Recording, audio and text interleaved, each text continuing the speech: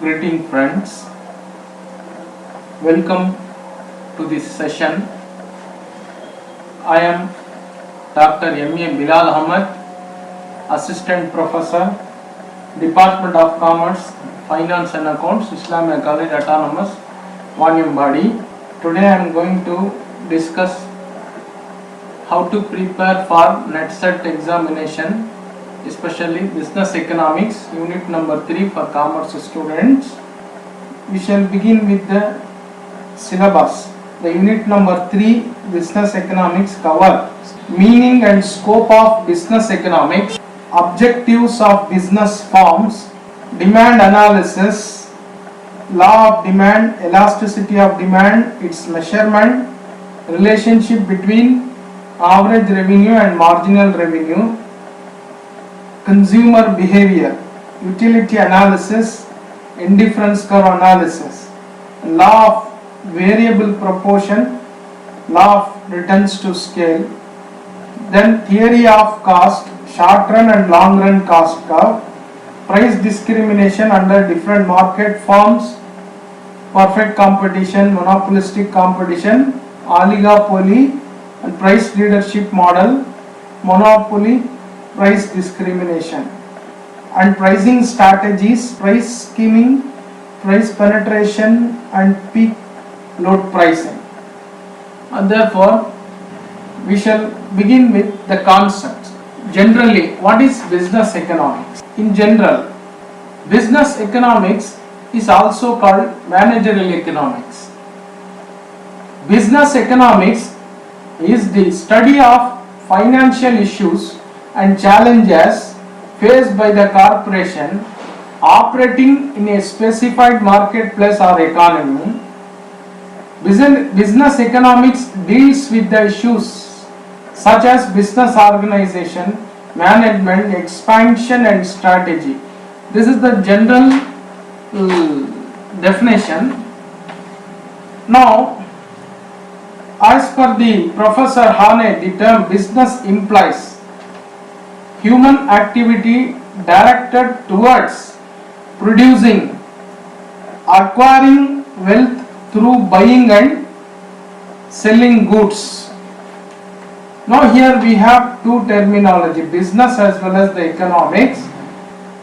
Business economics, application of economic theories, techniques, principles and concepts to the business management in order to solve the business and managerial problems. It shows how economic analysis can be useful in formulating the business policies. It is economics applied in decision making, which is the core of business. Or in other words, it is an integration of economic principles with the business management decision and practices. Therefore, business economics fills the gap between abstract economic theory and managerial practices. Simply, business economics refers to the application of economic theories and concepts to the optimal solution to discuss and managerial problems. Okay, now we shall begin with what are the characteristics of business economics. It is new discipline and recent origin. It is a highly specialized and separate branch by itself. It is micro in nature. It is more realistic, pragmatic, highlights on practical applications of various economic theories to solve the business problem. It is mainly normative science. It is goal-oriented, prescriptive science. We have two types, normative and positive. Normative is which has some ethical values and ethical judgment. And next, it is a science of decision making. It is study of allocation of resources made by a firm. It uses the services of many others sister subjects like mathematics, statistics, linear programming, theory of game and operational research, accounting to solve business and managerial problems. It is both conceptual and metrical. As a part of theory of distribution, it studies the theory of profit in detail. Now, we shall switch over to the various objectives of business economics. To integrate economic theory with business practices, to apply the economic concept and principle to solve the practical business problem in real life, to make optimum use of scarce resources of a firm to maximize the profit. It helps us to use the resources in an optimum way to maximize the profit, to help in achieving other objectives like attaining industry leadership, expansion of market share, to help making overall development of a firm, to help the manager to understand the intricacies of business problem and make right decision at the right time, to give guidance for identification of key variables of business decision making process, to provide necessary skills and input in furtherance of business goals and functions. So thus these are all the following objectives of business economics. Now it covers various topics. We shall move on to the demand. What is demand? Concept. Demand means generally desireness and willingness, ability to pay. Before going to purchase, we need some desire, wish, along with the purchasing power. If a person below poverty line wants to buy a car, it is only desire but not a demand, as he cannot pay for the car. If a rich man wants to buy a car, it is demand as he will be able to pay for the car. Thus, desire backed by purchasing power is demand. The demand for commodity mainly depends on the price of the commodity. The other determinants include price of related commodities, the income of the consumer, taste and preference of the consumer, and wealth of the consumer. Hence the demand function D is the X is a function of Px, Psy and Tw. D represents demand, P for the price of goods, P is the price of the related goods, Y is the income, T refers to taste and preference of the consumer, W refers to the wealth of the consumer. These are all the normal things. And now what is the law of demand? The law of demand states that there is a negative or inverse relationship between the price quantity of a demanded commodity over a period of time. As we are all aware of that, the inverse relationship, negative, the price, when the price increase, demand decrease, and the price decrease, demand increase, as we are all aware of these things. But this law of demand, but some of the exception case, this is not applicable for some of the inferior goods, and whatever may be the price, they may not buy, depends on the usage only. Now let us begin with the simple question. This is the thing here. Demand must have the elements. What are the elements? Desire, want, quantity, price and time. So here all of the above, the final answer, ultimately we know that all of the above. Desire, want, quantity, price and time. So we require all of the above all these things. As we all aware, want may be arise due to elementary and psychological causes. Food, clothing, these are all the basic needs. Want may be arise due to social cause. As a member of society, we may require particular type of dress, food, some prestigious riches. Want arise due to customs, habit, like drinking tea, gym, etc. Wants arises due to advertisement. Advertisement also one of the factors which motivate us to buy something. So there are different characteristics we have. Want unlimited, wants or everyone is satiable, wants are competitive, complementary and alternative, vary with time and place person, want recurring and again, wants are influenced by advertisement.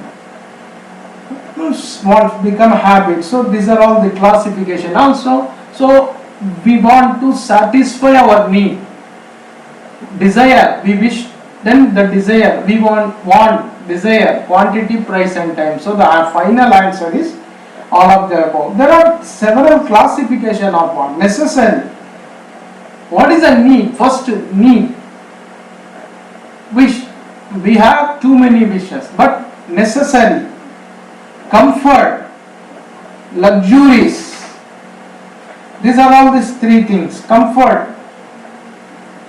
Essential, the necessaries in the sense essential for living. Man requires certain basic things to live. Comfort refers to those goods and services which are not essential for living but which are required for happy living. Like we need, as long as our income increases, we want to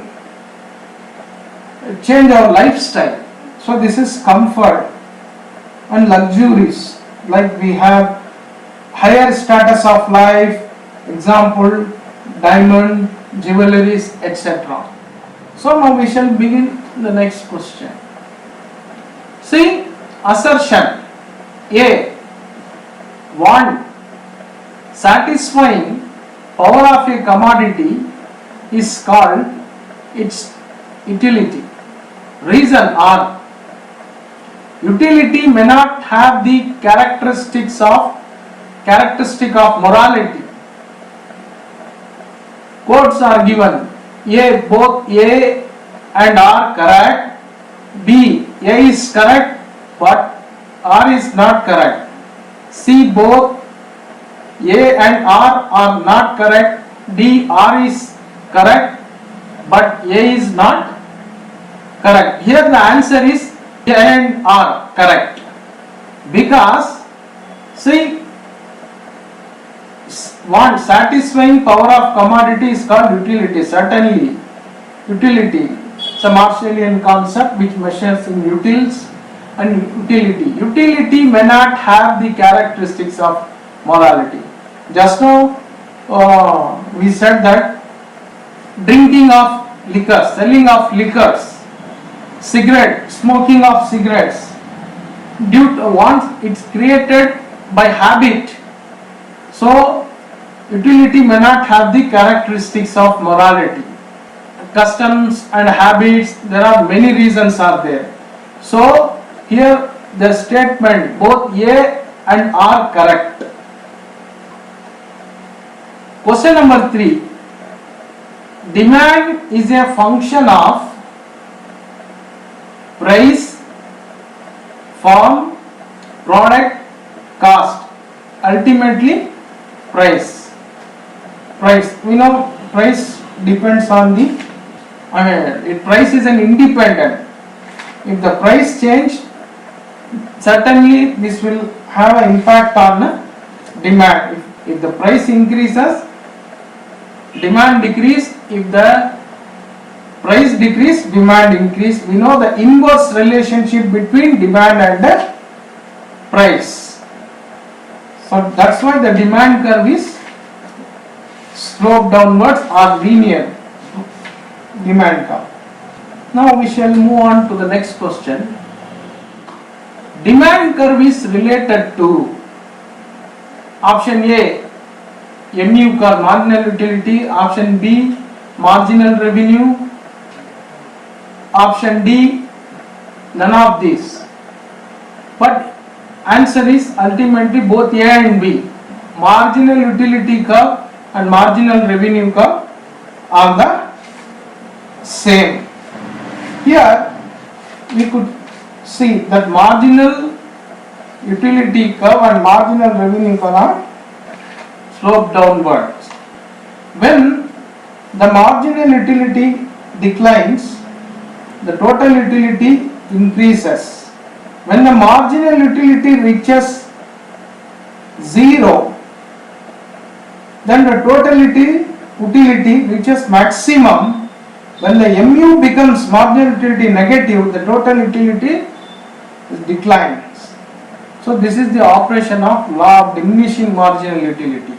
Now we shall move on to this. Demand analysis includes demand forecasting, demand differential, or demand determination. All of the above. Answer, the final answer is D, all of the above. Demand forecasting, demand differential and demand determinations. What are the factors determining the demand? Taste and preference of the consumer, income of the consumer, price substitute, number of consumers, expectation of future price changes, climate and weather condition, state of business, consumer innovativeness. These are all the following factors determining the demand. Demand forecasting. We have different types of method of forecastings, and demand differential. Demand depends on the product. Demand differential. So all these things are included. They are called as demand analysis. So the answer is ultimately all of the above. Price effect in indifference curve analysis arises when the consumer becomes either better off or worse off because price change is not compensated by income change. B, when the consumer is better off due to a change in income and price. C, when income and price change, none of the above. The answer is when the consumer becomes either better off or worse off because price is not compensated by income change. Certainly. What is indifference curve? We should know the indifference curve. The concept of indifference curve. The consumer is rational, so he prefers more goods to less goods.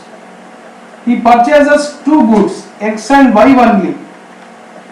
The price that consumer pays for a commodity indicates the level of utility derived by him.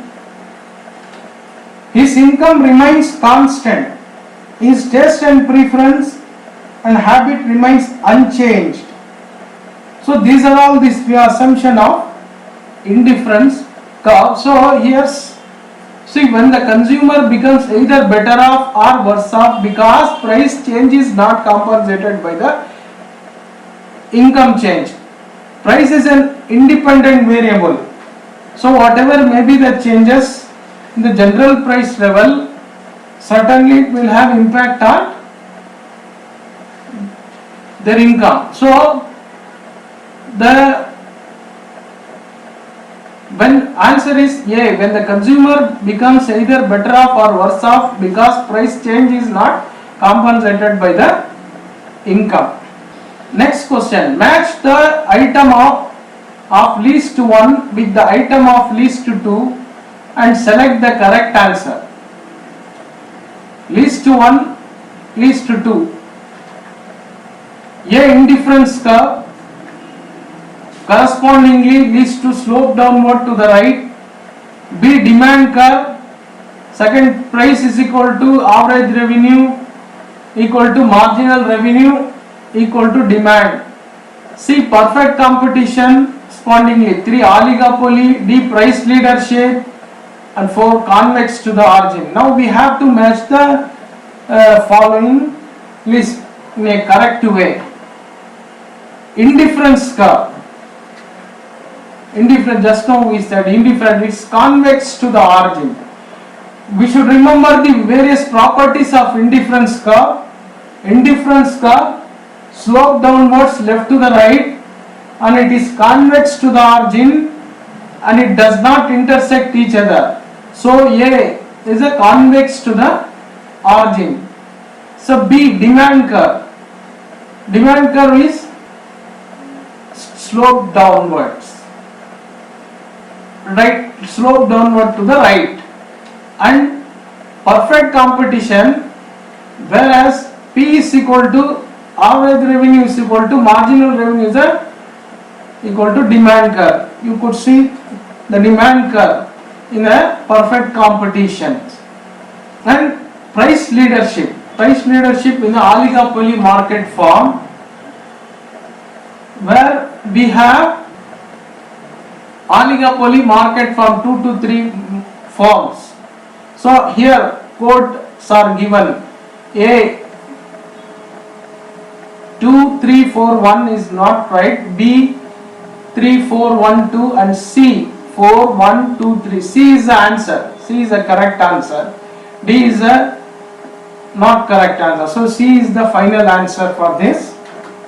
8.1. Which one of the following formula will be used for computing price elasticity? So now again we are coming under the demand concept, the elasticity of demand. Elasticity of demand. The law of demand explains the demand will change due to a change in price of the commodity, but it does not explain to rate at which the demand change to a change in price.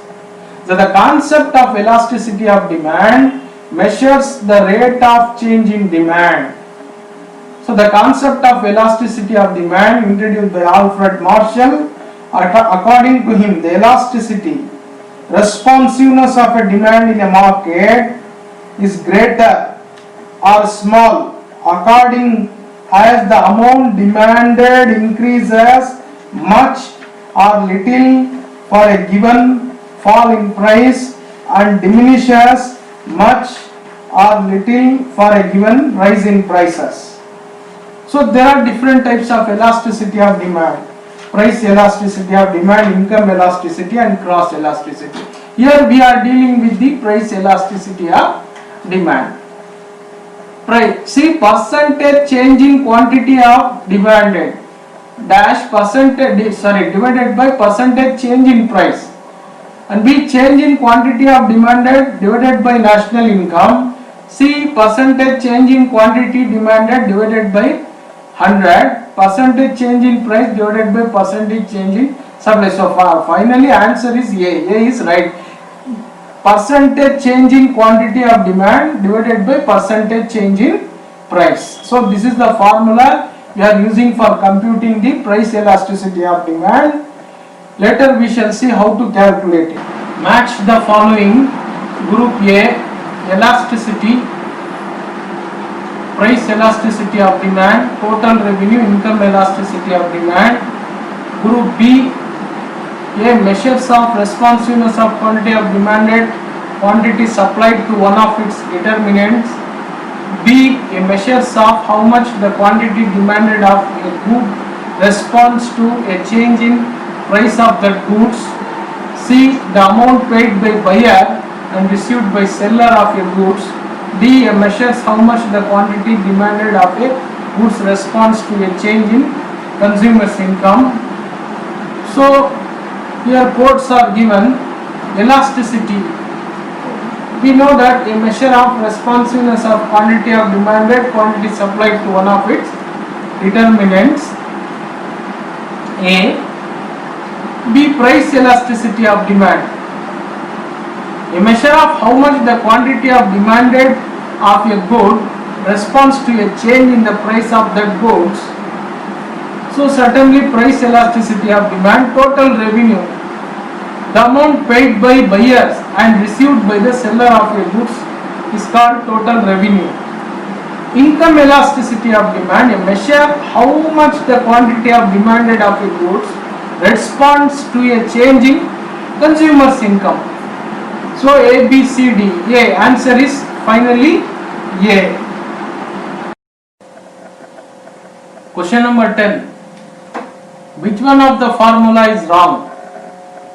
A. Income elasticity of demand computed as the percentage change in the quantity demanded divided by the percentage change in income. B. Total revenue computed as the price of the good times the quantity sold. C. Price elasticity of demand computed as the percentage change in the quantity demanded divided by percentage change in price. D. Price elasticity of demand computed as the percentage change in quantity of demanded divided by the change in related goods. So certainly we can see the option C, what is price elasticity of demand. So finally the answer is D. So this formula is wrong. Profit. So what is profit? Profit is equal to total revenue. Choose the suitable answer for blank. So total revenue minus total cost is equal to profit. So here ultimate answer is A, B, C, D is not correct. Suitable answer. So ultimate answer for A for the 11th one. Question number 12. Which one of the following statement is not correct? A. Economic profit. Total revenue minus total cost including both explicit cost and implicit cost. B. Accounting profit is equal to total revenue minus total explicit cost. Marginal product minus the increase in the output arises from additional unit of input. Marginal product, the decrease in the output arises from the additional unit of input. So ultimately we know that economic profit. What is economic profit? So where the total revenue minus total cost, explicit cost as well as the implicit cost. First we should know explicit cost is the direct money payment made by the firm to produce a commodity as reward for use of productive resources, taxes, insurance and many other things, directly what we paid in the productive resources. So implicit cost. Implicit cost is the imputed cost for the use of entrepreneurs' own factors of production. Implicit cost also known as imputed cost or hidden cost. These are to be found in the self-employed, self-owned or homestead enterprises. For example, such enterprises are silk wares, petty shop owner, etc. These costs do not take the form of cash payment. So similarly, accounting profit. Accounting profit, total revenue minus total explicit cost. You won't consider the implicit cost. In the marginal product, if you add every additional unit, we will get the total unit. It is called the margin. But whereas the D, finally the marginal product, the decrease in output arises from additional unit of input. So 100%. This is the wrong statement or incorrect statement. D is the final answer. For maximization of profit in the short run, during short run condition, A. Average revenue is equal to average cost. B. Marginal revenue is a marginal cost. C. Marginal revenue equal to average revenue. D. Marginal cost is equal to average cost. Certainly B is the answer. Marginal revenue is equal to marginal cost for the maximization of profit. Opportunity cost. Direct cost total cost, accounting cost, cost foregone opportunity. So final answer, cost of foregone opportunity. What is opportunity cost? The opportunity cost of any good is the next best alternative good that is sacrificed. For example, a farmer who is producing wheat can produce potatoes with the same factors. Therefore, the opportunity cost of a quintal of a wheat is in the amount of output of potatoes given up. So next best alternative option. So the answer is finally cost of foregone. This is the opportunity cost. Now a farm is average fixed cost is rupees 20 at a 6 unit of output. What will it be at 4 unit of output? A rupees 60, B rupees 30, C rupees 40, D rupees 20. See, here explanation are clearly given. Average fixed cost is rupees 120. So what is the fixed? 20 into 6 is a 120. Though unit of output increases or decreases, the fixed cost will remain the same. That is rupees 120. So here again 4 into 30. So 120. So what is the answer? B is the final answer. It is clear. We shall move on to the next question. Match the following. Group A. Number 1, diminishing marginal product, economic versus accountant. Number 3, fixed cost, 4, variable cost. Group B. The property whereby the marginal product of an input decline as the quantity of input increases. B. Economists include all opportunity cost when analyzing a firm, whereas accountant measures only explicit cost. Therefore, economic profit is similar than accounting profit. C. Costs that do not vary with the quantity of output produced. Costs that do vary with the quantity of output produced. So, here quotes are given. The answer is C. The answer is C. C. A. Number 1. A. What is diminishing marginal product?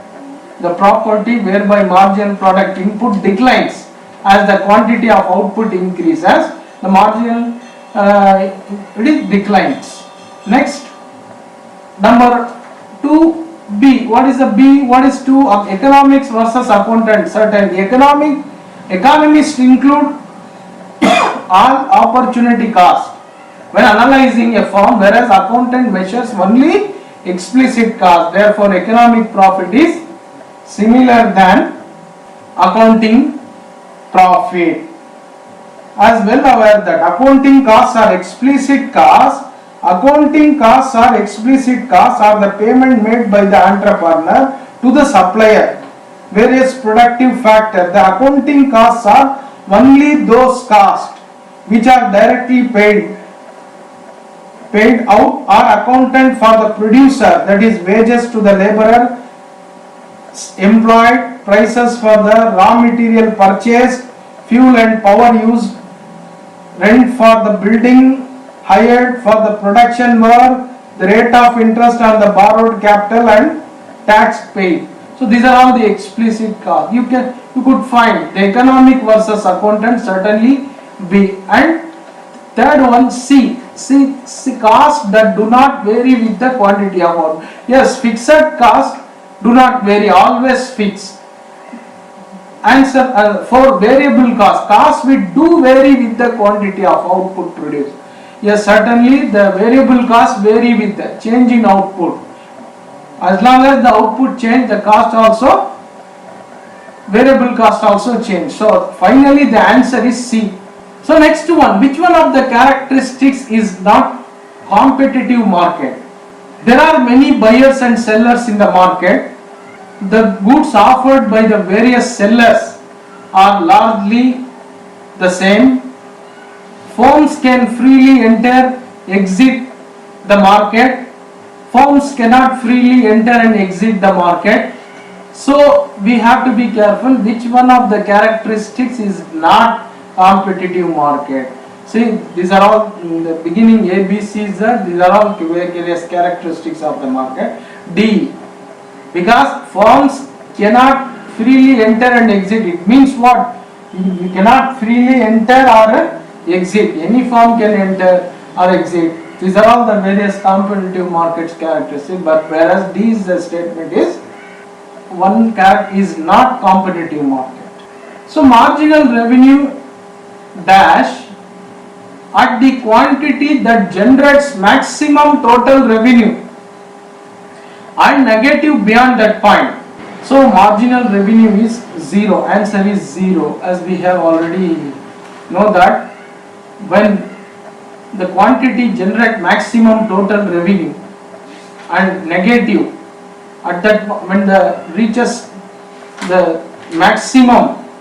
So marginal revenue will, when the total revenue reaches maximum, marginal revenue will be 0 and beyond that point negative. So answer is C, finally 0. Question number 19.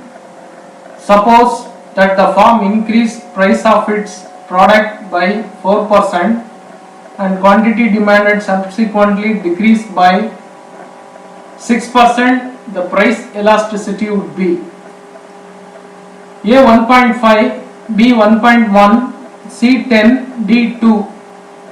Here the answer is 1.5. How we are going to measure the elasticity, price elasticity of demand, percentage changing quantity of demanded divided by percentage changing price. So E is equal to 6 divided by 4% is equal to 1.5. So the final answer is A 1.5.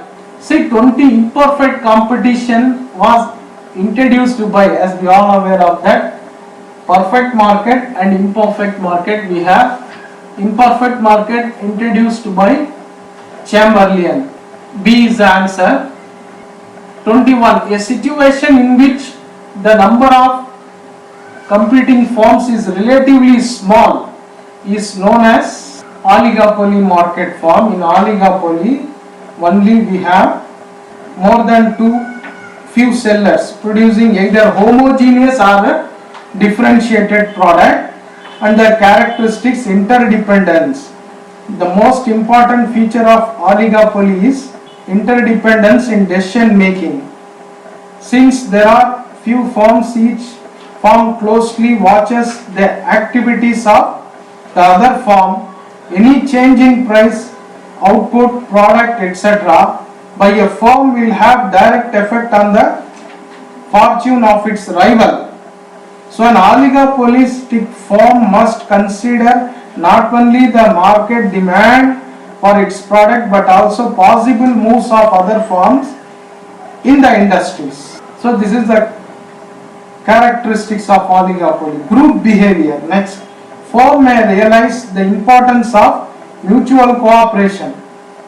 Then they will have tendency of collusion. At the same time, the desire of each firm to earn maximum profit may encourage competitive spirit. Thus, cooperative and collusive trend as well as competitive trend would prevail is an oligopolistic market. Oligopoly, these are all the characteristics of oligopoly. Answer is B. The King demand curve. Explain. What is King demand curve? Price rigidity. Answer is A. Price flexible, demand rigidity, demand flexible. These answers are wrong. Price rigidity. What is price rigidity? Another important features of oligopoly is the price rigidity. Price is sticky or rigid at the prevailing level due to the fear of reaction from the rival's firm. If an oligopolistic firm lowers its price, the price reduction will be followed by the rival firm. As a result, the firm loses its profit. Expecting the same kind of reaction, if the oligopolistic firm raises the price, the rival firms will not follow. This would result in losing customers. In both ways, firm would face difficulties. Hence, the price is rigid. That's why the answer is price rigidity. A situation where there is only one buyer is called monopsony. Monopsony is called single buyer.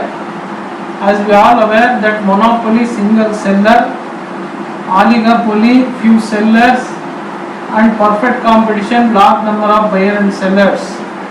Monopsony is a single buyer.